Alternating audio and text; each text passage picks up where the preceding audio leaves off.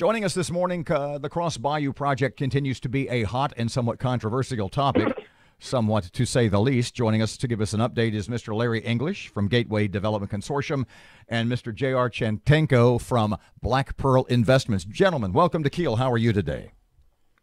Good morning. Thank you for having us. Good morning.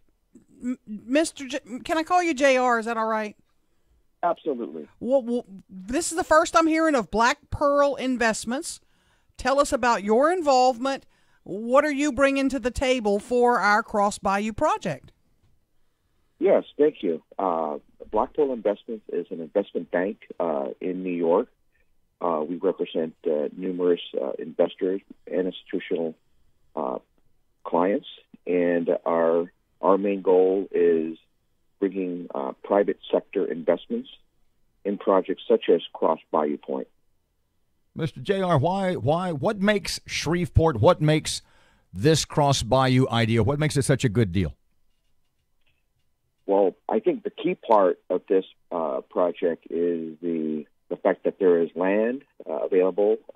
Without the right resources and without the right stimulus in order to effectuate private sector investment, then it's just any other type of development. What makes this unique, I believe, is its natural resources and the fact that if you get government support behind this project, which I believe this is the key part of this, it's a public-private investment partnership, or what we call P3. And crucial to that is the contribution of public land in order to bring in and stimulate private sector investment.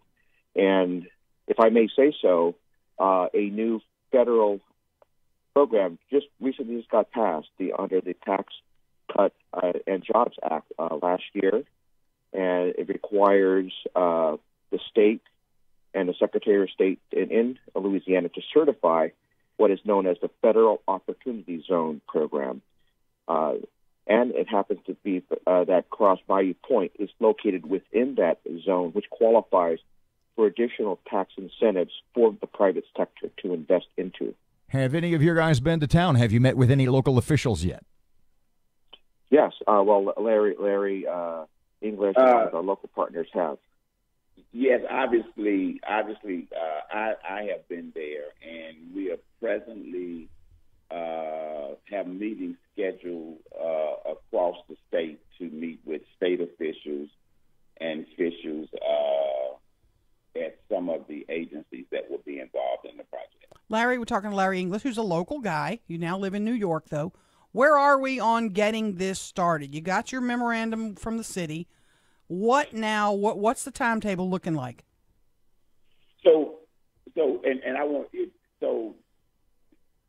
Because this project is in an opportunity zone, and we think that and JR can speak a little bit more in depth than that than I can.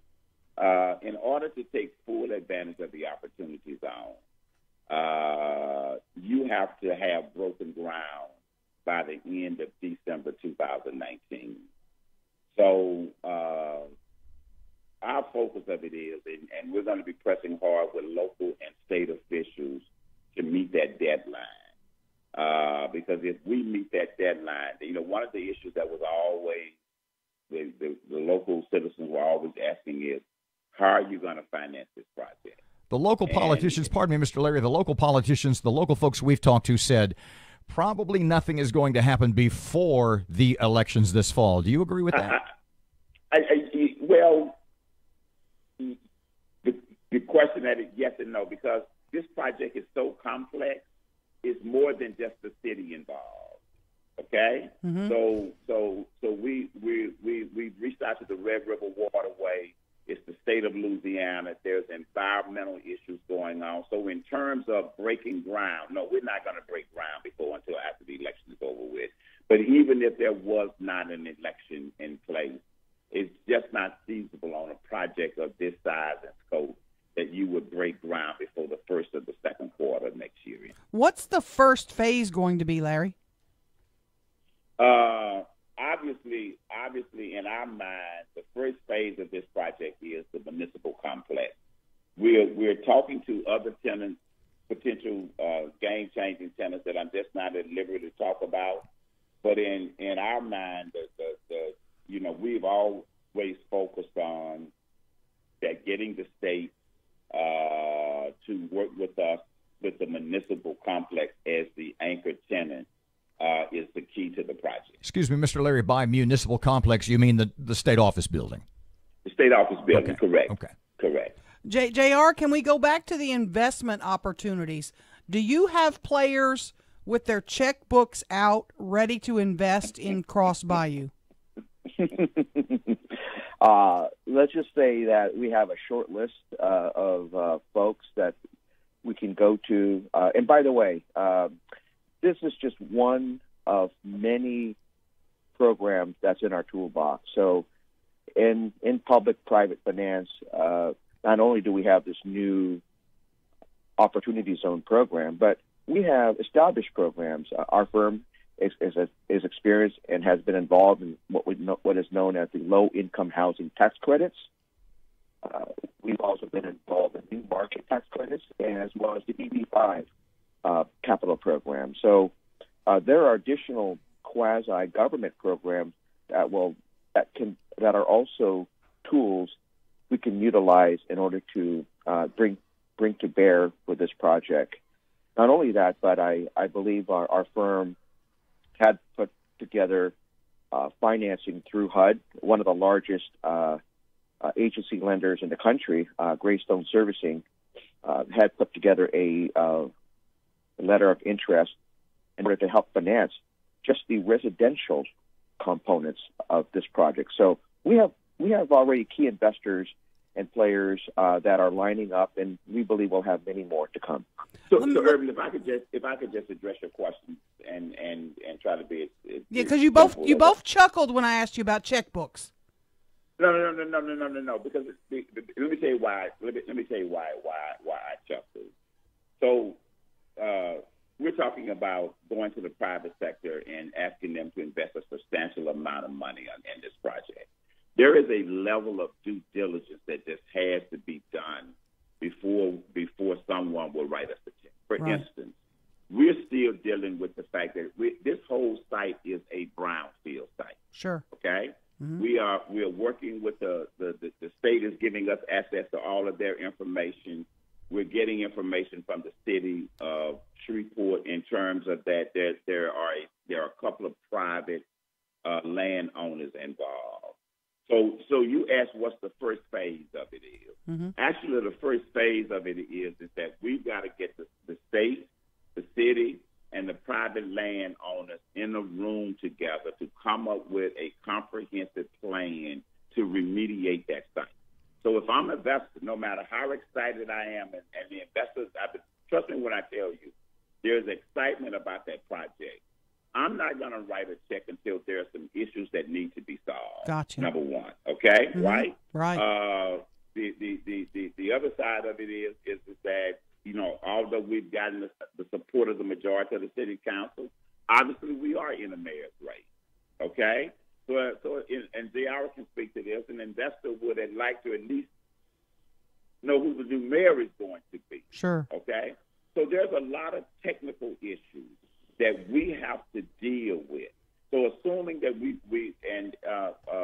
and we're having those conversations, assuming that the state, we can get the state on board with the municipal complex, all of those relationships have to be worked out. Larry, let me ask you this. JR mentioned low-income housing. It's kind of an elephant in the room. I want to live on the Red River. I want to buy a townhouse at Cross Bayou. I don't want to live next to a housing complex. You know what I mean? In our old minds, what we used to think of as how are you guys going to balance that?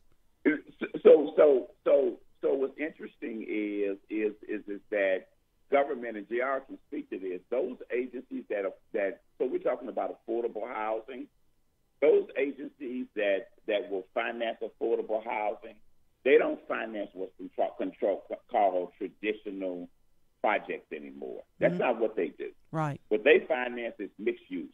And the word low income is the inappropriate word. The word is affordable housing. So what we are targeting is, see, Irvin, you have a lot of money, so you're going to want to buy a new $400,000 penthouse overlooking the river and spectacular views of the city. That's where I am. Yep. But there's other people that are just working class people. So when we talk about low income, we're talking about working class people who work a 9 to 5. But guess what? They like to live on Cross Bayou also. They like to go out and kayak with their children also. So we intend to build a mixed use with high end residential, but working class, because we want this to be a typical urban neighborhood that is diverse, that has different levels of income, and that we don't want it. It's unfair to a working class resident to go take their resources from the city and build a project that they don't benefit from. Mr. Larry, we've spoken before. Pardon me. We've spoken before about what you guys are in the end are going to want from the city. And what you said previously is you've talked about the EPA and the sort of the environmental survey and the cleanup and infrastructure. Have you been able to, at this point, put a price tag on what you are going to want from the city of Shreveport?